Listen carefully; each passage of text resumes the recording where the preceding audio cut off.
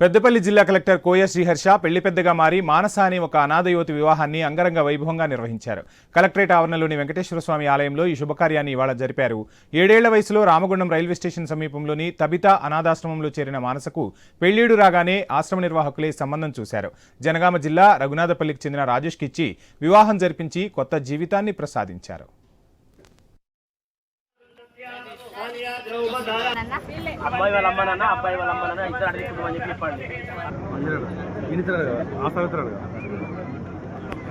సోమం ధన్యస్ సోమినోమ్యం రాతో సోమిని నక్రోధీ జగంజీవో శరదో వర్తమానా ఇత్తిమినిగమో భవతి విరణ అమ్మాయి